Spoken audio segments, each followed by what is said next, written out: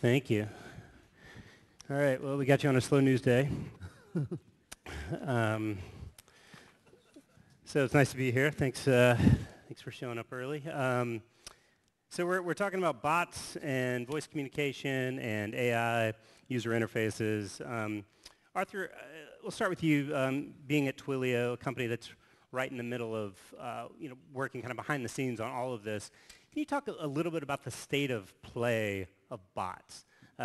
We hear about them all the time. They're on all the platforms. But I remember, communicating with my cable company or my phone company 10 years ago when I would go online, and the thing that was responding to my inquiry was an automated. It was a computer.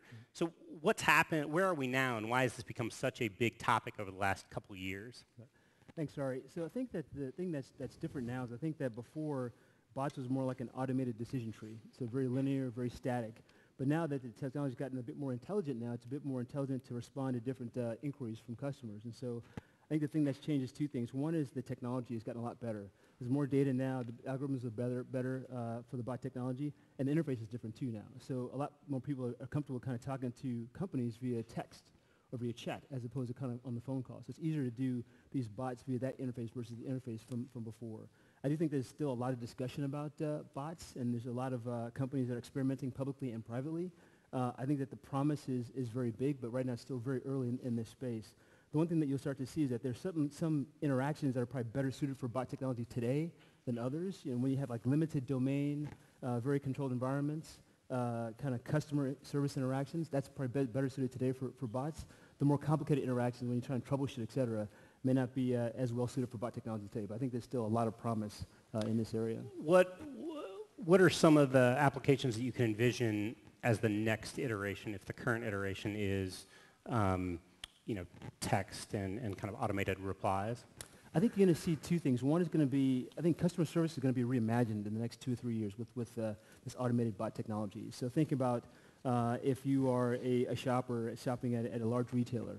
They know your preferences. They know exactly what you want to buy, what size you are. You can get a text from them about, hey, we have these shoes in style for you right now in inventory. Do you want these shoes? You can look at the shoes, you can visualize the shoes, and then transact the shoes all via the interface, via an SMS, for example. You can also imagine mobile commerce being a lot better with bot technology. So my wife I had to get my wife's car fixed last week, and I took it into the shop, and then they put my name in the computer, and every interaction after that was via text. And some automated, some human assisted. So I think automated interaction, but also kind of. So you're actually you're right next to the customer service rep, but you're communicating by text. Exactly. So some of the communication was automated because I knew exactly what to say, and some was the rep itself. And so it was interesting, and I was able to pay for that invoice as well via text. And so it was really a great experience to have. It's like hybrid bot. Exactly. Yeah. And I think the bots that are more human assisted are the ones I think that will catch on more traction in the near term as opposed to trying to go for 100% automation. Jeremy, if you were to think of what the state of the art example is today of bots in use, bots in action, what's the best way to think about it? I think there's two separate ideas behind bots. There's the concept behind using some sort of messaging platform as an interface, and then there's the concept of the responses being completely automated. And I think that thinking about those two components separately is important. Yeah, can you unpack that a little? Yeah. Facebook, when they opened up the apps, the opportunity for bots inside of Messenger, it came as kind of a big deal, and everyone was looking towards Tencent because you've got so much greater functionality happening through chat in WeChat than you do anywhere else in any of the other messenger services. And I think that's sort of creating envy amongst everyone who has a messaging platform, a chat platform in the West. It's like, oh, I'd like to have something like that too. One of the things to bear in mind is that a lot of that is not actually happening in chat. Chat is a platform for things that look a lot like mini apps or HTML cards that happen to be delivered through a chat interface. And so, is it a bot or is it an interaction that's happening through chat? They're just slightly different from each other. And that's what's happened, in the one case where we've seen a lot of success. The other thing that's also important to bear in mind is that in China, we saw WeChat being so successful because the web and apps were kind of crappy as alternatives. Here in the West, you've got a much higher bar to clear if you're going to try and create a chat-based platform, because the web and apps are actually pretty good for most use cases. And so it's the incumbent way that a user is interacting with a customer service rep or whatever is actually better than what the alternatives were there before. And so if you're going to drive chat, you have to get better. As far as chat, text chat as a developer tool or as a platform for developers, are you bullish on that? Do you think there's much opportunity for third-party innovation, Jeremy?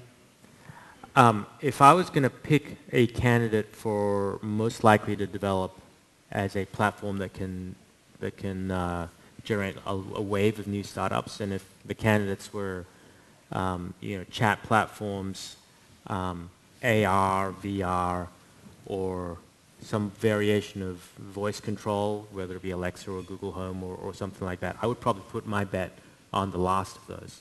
I think that Being the voice, Alexa?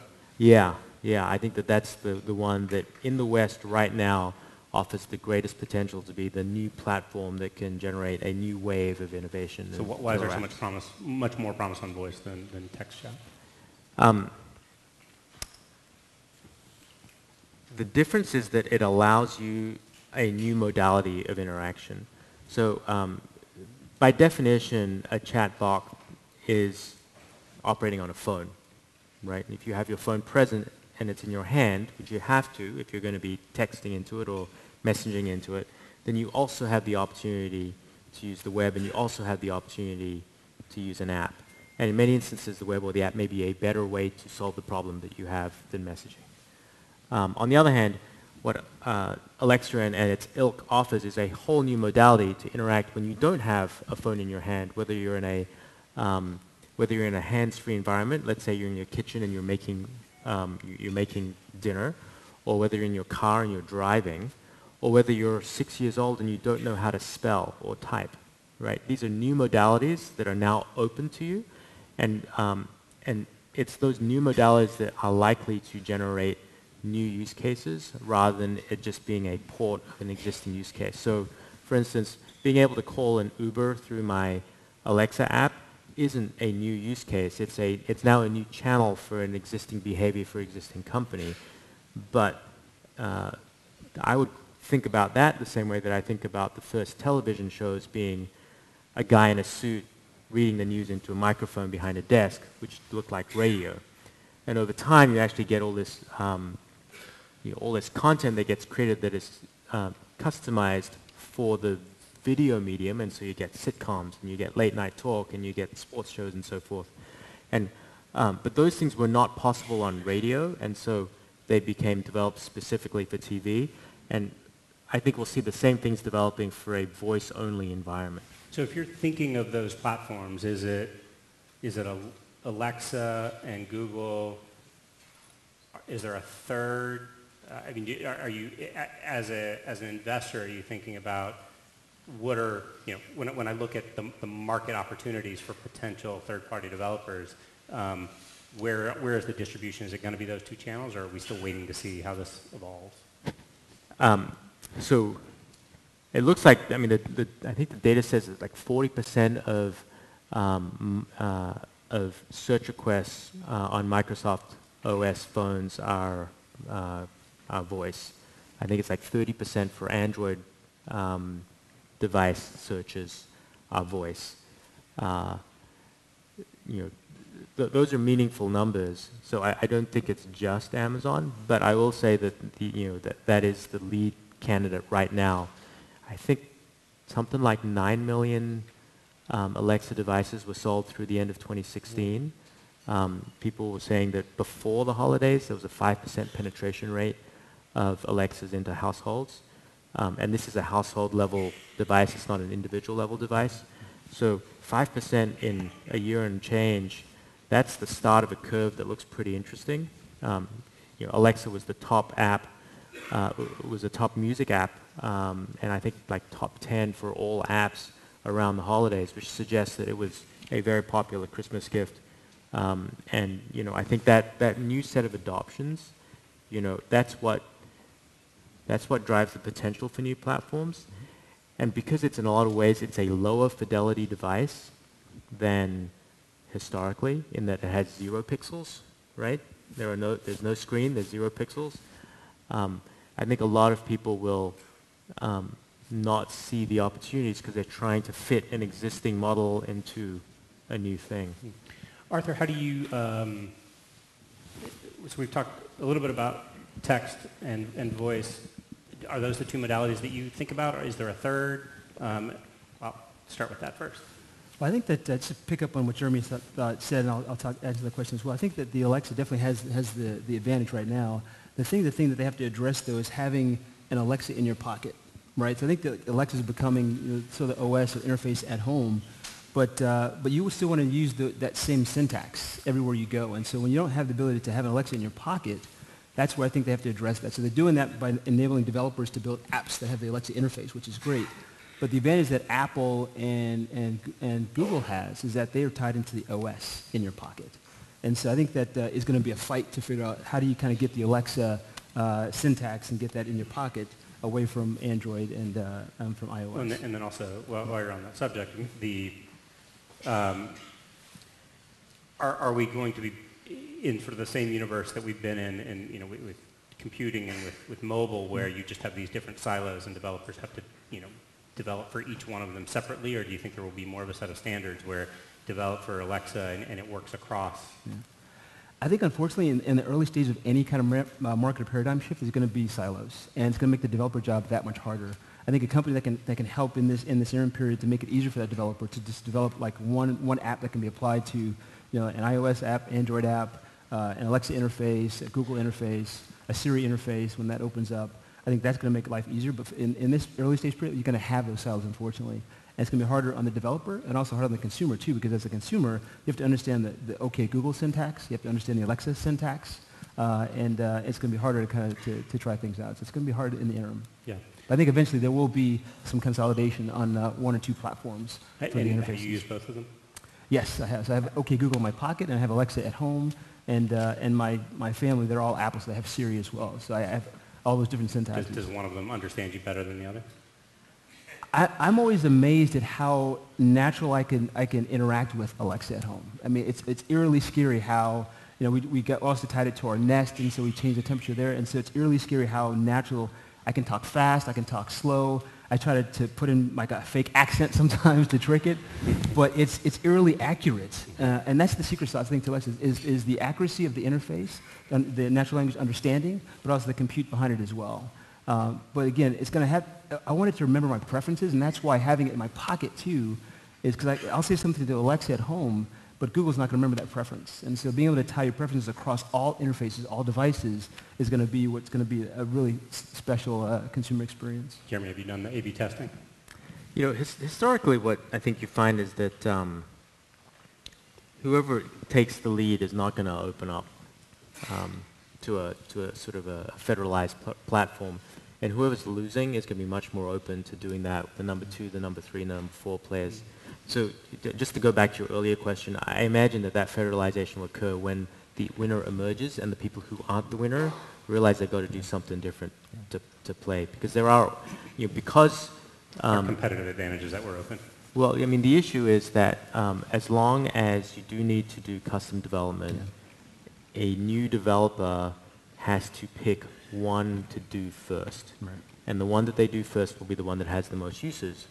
And so there is this sort of two-sided network effect that will cause the number 2 through N players to say, we need to figure out a way to federalize so that we can have developer mindshare. Because at the end of the day, platforms aren't useful without developer mindshare. Yeah. So back to the question, other than voice and text, anything else we're saying? Yeah, I've seen some early, biometrics, eye detection, et cetera, but I think that's still so early. We've seen companies that do like emotional detection, gestures as well. I think that somebody mentioned to me the other day that in some of the new BMWs, they have this physical gestures to control devices. I've seen the early prototypes of physical gestures, eye gestures, but I think voice and text are going to be the ones that's going to probably be the predominant ones in the near term, I think. The thing that excites me the most about voice is that you don't need to be able to spell or type to be able to interact with, to interact with a computer. So I have a 5-year-old at home. He certainly can't spell, he can't type, he can't write. He can't do any of those things, but now he has the ability to interact with a computing device. And that's pretty amazing. But generalizing beyond my 5-year-old, if you look to the developing world, where you have, billions of people who are yet to own a smartphone, or even who have started to own smartphones, but maybe, illiterate, and not have the ability to interact with the web or with apps in the way that you would just assume for someone who can read and write. So the ability to bring that next couple of billion of people online through voice, I mean, those are the things that really get, those are the market sizes that get people pretty excited. Mm-hmm. Yeah. What about industries where you think we'll start to see the adoption happen more rapidly? And let's leave tech aside because that's the obvious one. So outside of tech, where are you starting to see some of this emerge? I think it depends on the interactions. So the interactions that I think that are probably the most impactful is going to be probably healthcare is one area, education. So on the healthcare side, telemedicine is a big use case that we see at Twilio, and being able to have patients talk to their doctors through different interfaces, having patients that may be incapacitated talk to the doctors via voice and communicate with computers and voice that way. Can you give an example of how that's working? So, for example, if you are a patient and you want to quickly get a response from your doctor on, hey, listen, I want to fill this prescription. Where can I get it filled out? They can send you kind of based on where your location, based on your GPS, where the closest pharmacy is to get the prescription filled out. Hey, doctor, I have this issue. I have this issue on my leg. Here's a picture of that. Can you analyze that for me? Text back and forth, etc. Where can I go to find this kind of back brace for my back? Where's the right location? So things like that to help them do that. And that's human assisted? Human assisted, exactly. So some of the questions that are asked from the patients, the computer knows, I know what the response should be with a 95% confidence level. And they can say, as a developer, you can say, listen, if the confidence level is above 95%, you can automate the response. If it's not, if it's below that, then let me kind of send it to me to human assist. And so I think that it depends on how the confidence level on the interaction. And so the way the doctor receives that is, here's the 5% of the question that you need to answer? Right. It could be the doctor, it could route to a nurse practitioner, it could route to the doctor, it could route to the x-ray technician. So depending on the intent and how you classify the intent on that interaction, it could be routed to the right person based on the confidence level as well. If you're talking about AI, if you're talking about bots, though, then you're really talking about no human in the loop type interactions. No human or low. No human in the loop type interactions. This is a human in the loop type interaction. If you're talking about genuine bot only, AI driven, no human in the loop interactions, then I'm not sure that healthcare will be an early one. I think you got to rely on things where nobody dies if you don't get it right. And so I think it's probably going to be more like things like, shopping, where like if you get sent a suggestion for the wrong red coat, like you're not enraged by that.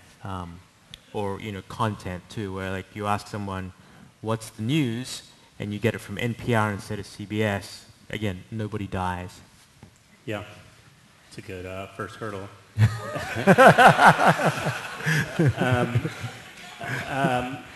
But as you were saying that, I was thinking, connected cars are an area where there's obvious application for automation, for AI, and the companies that are sort of spearheading auto technology are in that space. Given the regulatory hurdles of putting that technology into action, and just the general safety concerns of the population, how do you test that stuff enough so that you can actually get it deployed in ways that that are real? In California isn't allowing Uber self-driving cars, so they're going to Arizona.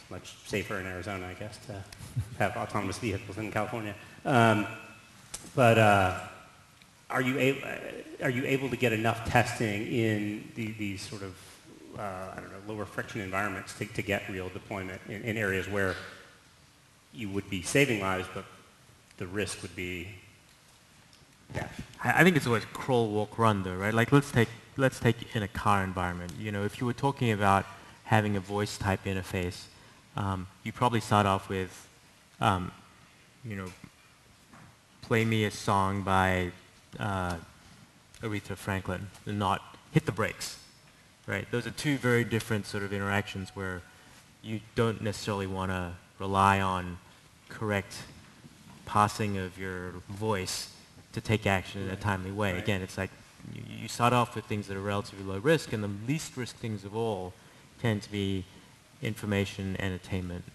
type use cases. Yeah. Actually, one other example that's not in tech is politics. I know it's a kind of a touchy subject, you know, especially around this time.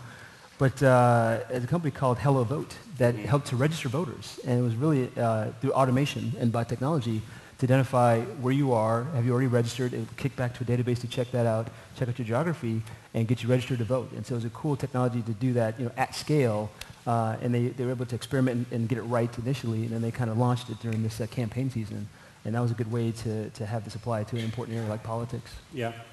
There's this, I forget the name of the company, but it writes these automated stories based on box scores for Narrative science?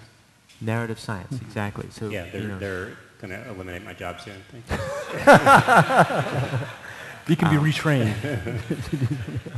they're just going to make your job easier. Yeah, exactly. Focus on the judgment part. Right? Yeah. No, but they're writing these automated stories based on box scores for sporting games, and I think they're also doing some earning report stuff as well. But I think this is an interesting area where you can imagine that you could take the box score from a Little League game, which no one is going to write a story for, right? And if you tie that to the sort of AI ability to write a story, and then as I'm driving home, I can ask my car, you know, hey, what happened in, you know, in John's baseball game today? And I can actually get a story that's been automatically generated from a box score, then read to me while driving. Right? That's a pretty amazing experience that is not possible today. Yeah. Arthur, so your CEO, Jeff Lawson, and I thank CB Insights folks for sending this over, said in the fall that bots are overrated and not particularly compelling or productive in their current guise. Is there a sense that, I mean, you guys are right at the heart of it. Is there a sense that we're overhyped at the moment? Well, I think that there's just been a lot of discussion about bots. I think that there were a lot of bots that showed a lot of promise, and maybe there was misset expectations. But again, I think that there are bots that are not going to perform well because the domain is just too wide. There's too many potential interactions, too many potential responses and replies. But if you narrow this domain to an area that you can contemplate some of the answers and responses and help to do more of a human assist model, I think that these bots or chat bots or automated responses can do well. I mean, for example, there's a company that narrows so narrowly. So they focused on appointment reminders for hair salons. That's how narrow they were. And they said, let me prove this out first and test this out.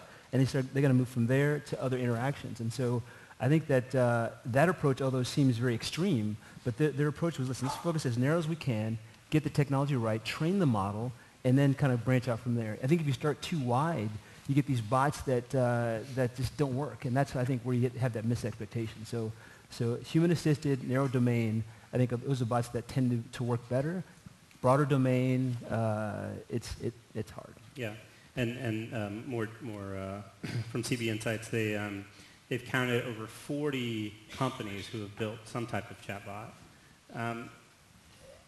And so I wonder, it seems like an area where we should be able to rely on the big 5 tech companies to do that for us. Like, do companies need to be developing their own, or, you know, it seems like the amount of innovation that's been happening at Facebook and Amazon, Google, and should be enough, or am I not thinking about that right?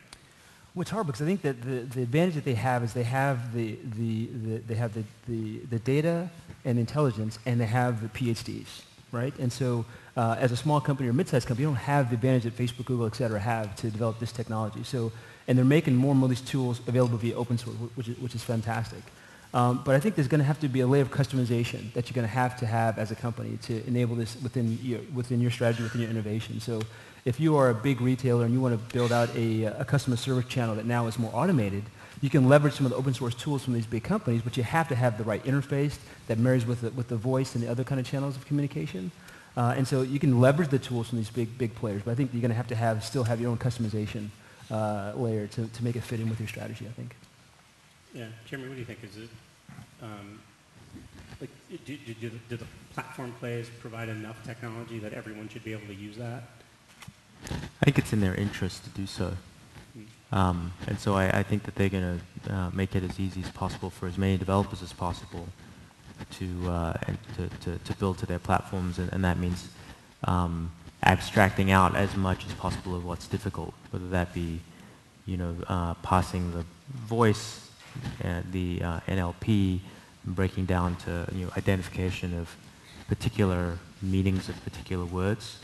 Alexa's already started to do this by kind of creating certain constants like what stop means or what resume means, and making those universal atoms that anyone that's building a skill can then take as an input and use as a command that's become standardized across.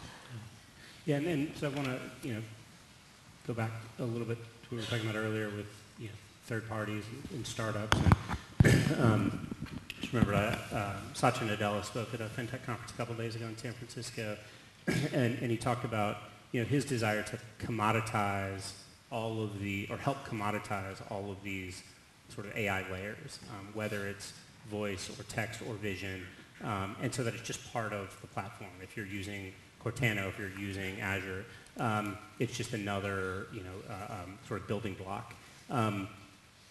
Given that, and given that that's really the other platforms are going to take some sort of similar approach, where are the opportunities for startups? And what kind of deal flow are you seeing coming in the door that looks maybe interesting but just not really, doesn't have much of business opportunity? I don't think we really know yet. I think that we're at such early stages. I think there was 1 million Alexas sold at the beginning of 2016, and it went to 10 million. So 1 million is not enough to know anything from. It's not a big enough market for developers to target. 10 million is just starting to get big enough where I think we're going to start to see more people thinking about this as a platform and not just as a distribution channel for something they already do. And so I think we're just at the beginning of seeing what that innovation can be. But it totally makes sense for him to want to do that. That's what leads to the greatest level of innovation, because you're now reducing the technical barrier of entry to building apps, right? It becomes just another piece of infrastructure. Well, just the same way that from 2000 through 2010, we saw the technology required to build a website dramatically plummet, or from 2006 to 2012, you saw the cost and time to build an app, a smartphone app, dramatically come down. As that came down, you shifted the bottleneck from the technology skills to the customer insight, right? And so it's in the interests of any platform to drive that barrier of entry down, because there are more and more people that have insight than have the skills and the insight. And oftentimes those two people are different from each other. So, getting that rare combination is really difficult when the technology is hard. As the technology gets abstracted away, you start to see more innovation happening outside of Silicon Valley, and that probably better reflects the opportunities for an American consumer or for an international consumer. Is there any analog to what you're seeing now as far as pitches and deal flow to, mobile 7 years ago, or is there another analog as far as the ideas are raw, the innovation's there, and you're just? Yeah, I think we're seeing a lot of toys right now. A lot of toys. Mm-hmm. Poncho, the weather cat, bot, I think is a great example of a toy, but like you have to start with something like that, frankly, because it reduces the expectations of perfection. And unless you start building that knowledge, you don't know where you can go from there. I seem to remember people calling Snapchat a toy a few years ago. That's exactly right. And then I would say that the other angle is people are taking something that is known and trying to port it. And so Paul English, who was a CTO, founder of Kayak, now has a travel bot. And there's an interesting model there, which is historically people used to talk to travel agents to get their travel done, and so that back and forth, that Q&A back and forth, is actually quite a natural idea for travel. And to your point, it's a specified domain, and so you actually have a lot more granularity around being able to understand what it is you're trying to do. Arthur, you guys have the Twilio Fund. Are you seeing any trends? Or maybe you can talk a little bit about what Twilio Fund does, but then within that, any trends you're seeing? The Twilio Fund is a $50 million early stage fund that we have at Twilio to invest in companies building on our platform. So if you're building a meaningful business on Twilio's platform, we'd love to know about what you're doing and maybe invest in your business to see it flourish. And we are seeing, we think that the developer's job is a great job to have, but it's also very hard. Every new technology that comes out, they have to understand how to incorporate that into what they're building. And so I think that we see a lot of companies are trying to democratize the use of AI, because AI can be a very complicated thing. Oftentimes you have to have a PhD to understand. It takes a while to train the model. You have to buy a lot of GPUs and CPUs to train that model. And so companies are trying to democratize that to make it easier to leverage AI within your application. So we saw a few companies doing that. And also companies trying to extract meaning and intelligence from customer interactions. And so you have this transport layer, and then you try to figure out what kind of meaning can I extract from that conversation to try and do an automated response. So extracting meaning from that conversation in an automated way is something we've seen a lot of companies try to do with this new technology. And how much deal flow are you seeing? We're seeing quite a bit. I think that a lot of companies are feeling pretty empowered to start new kind of AI-type projects and communication projects, and so we're seeing a ton of deals coming each month. And as far as the investments you make, how do you view them and the potential, economic return versus strategic versus just, kind of a cool technology that looks like it'll be useful at some point? Well, the point of the fund is to build an ecosystem for Twilio. So we're not in the business of financial returns with the Twilio fund. We want to try and have another tool in our toolkit to build an ecosystem, and this helps us to do that. And so helps us to attract companies that are building something interesting. And if they win on our platform, we win as well. And so I think that we're less focused on the financial returns and more focused on strategic value and building an ecosystem with these companies in the fund. So I had written a few questions, and CB Insights sent a few as well, and there was one sort of overlap that I wanted to talk a little bit about. I called it the creepiness factor. CB Insights called it more eloquently unintended consequences and ethical challenges. But thinking about this technology in action, not just in our homes, but in the office and where we stay, and just in our sort of everywhere we go, what are some of the things we should just be keeping in mind and maybe be potentially concerned about, or at least cognizant of? Well, the one thing that my wife noted was creepy when we got the Alexa was that the Alexa is always listening, right? And she's wondering, where does the information go? I guess there was a case in the news recently about the Alexa was helped to uncover a crime based on what it heard. And so that part to me, I don't know if I call it creepy. I think it's something that you have to just understand better where the information goes. That's the one thing that comes to mind when I hear about maybe unintended consequences. But I think as long as you educate the users on what's happening with the data, what's happening with the device and what they're doing, I think it's going to ease that perceived creepiness. But I think that it's a necessary component to make this technology work. Yeah, if there's one thing we've learned over the last 20 years is that consumers will always sacrifice privacy for convenience. And they will always get upset about that and then do it again. And so I think that this path here is well worn. Like, we are going to become comfortable with a level of surveillance that we would never previously have been comfortable with, because it's going to make it just a little bit easier to get a song started. Yeah, no, it's interesting. I have a sister who's about 12 years younger than I am. So she grew up on Facebook and posting everything on Facebook. And I remember asking her about Alexa, and she said, "No, that's way too creepy for me." Wow. Generational things. I want to open up to... And I bet you in 2 years' time, she will have one in her bedroom monitoring Yeah. her like all the time. Yeah, Because yeah. like people always complain about it and they never take action. Yeah. I want to open up the floor to questions. I can keep asking, but I imagine there are some out there. And I think, are there mics in the back? I think... Hi, Okay. Yeah, so just if you raise your hand, I think they can... we've been aggregating questions in the back. Okay. So, yeah, if you guys have questions, please feel free to tweet into the hashtag or use the event app, and we'll be aggregating and asking them to the panelists. Got it. Sorry, I should have coordinated. No problem. So as these UIs become more simplistic and minimalistic, how is discovery going to work? Are these UIs only going to be to execute commands that you already know you want to do, or are they going to become more proactive? I think that's an excellent question because this is an area where I think we disagree.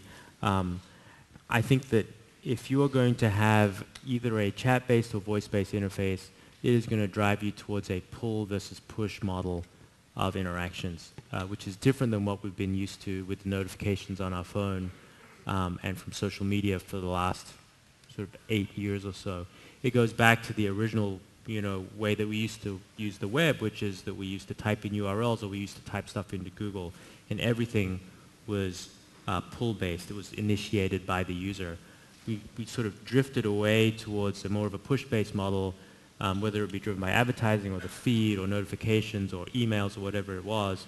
But because these channels are the channels that we use for a lot of interactions, if we won't tolerate a lot of noise in amongst the signal, and it is just too hard to tell the difference between signal and noise for a particular individual and get it right most of the time. So I think people are going to be very, very judicious about outbound messaging, about that message from the store that we think we found something you might like. Once you open the door to that, the next month when you're 6% short of goal, you send 2 of those messages, and then the next month it's 4, and then it's 8, and all of a sudden you're going to get shut off. And so I think that's bad for the platforms and bad for the companies. And so I think you're going to see that return to pull-based, which means that discovery becomes a completely unsolved problem in that environment. And therein lies the opportunity. Yeah, I think that, like on the Alexa, for example, the discovery of like new skills right now, that's the part that's a challenge. I mean, right now you have to go to the website. There's no way to discover new skills via that interface at all. And then when you program the skills, it's no way to remember what are all the skills that are available on my Alexa. And so I think that they have to figure out that discovery problem, but also the fact that once you have enabled a skill on an interface, how do you remember all the things of the interface? And that comes down to habituation. Yeah. Right? The more you use it, the more you you use it, the more you remember. And it's the same reason why, the average number of the average person uses 27 apps per month. They have many, many more than that on their phone, but they use 27, and there are 28 spots on the home screen of your iPhone, 4 across, 7 down. It's probably not an accident. Those numbers are almost identical, almost exactly the same, because if you use something often enough, you bring it to the home screen, and if it's on the home screen, you're more likely to use it. Yeah.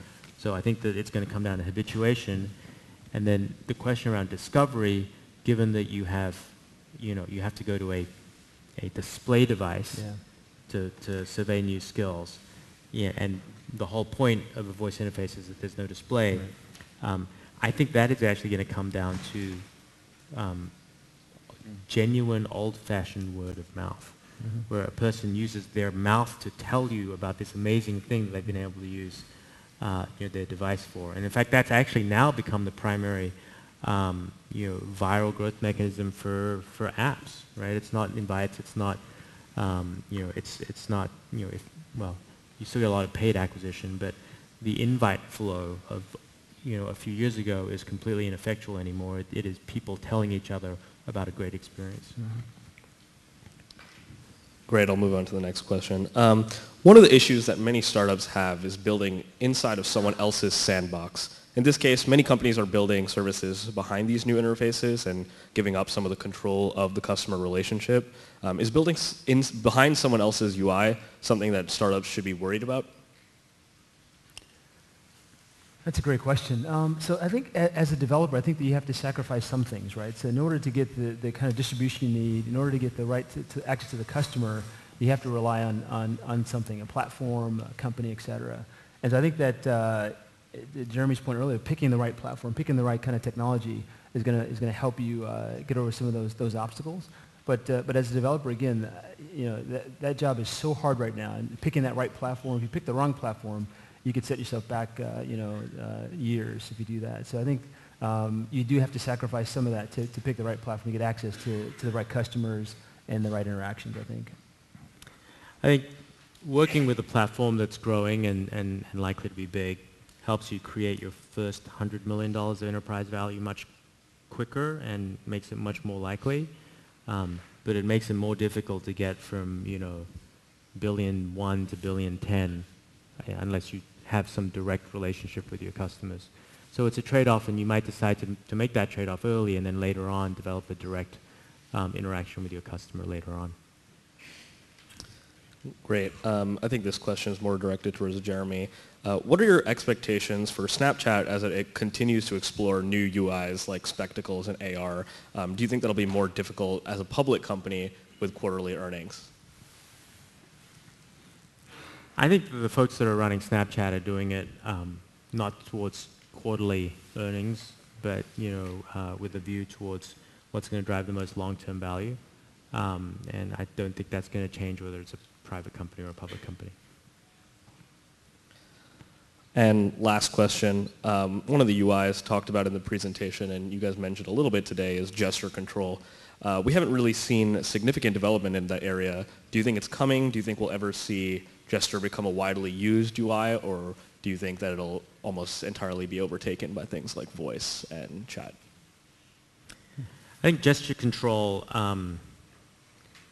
so gesture control only makes sense if you don't have a phone with you. Because you got a lot more fidelity doing this than doing this or something else.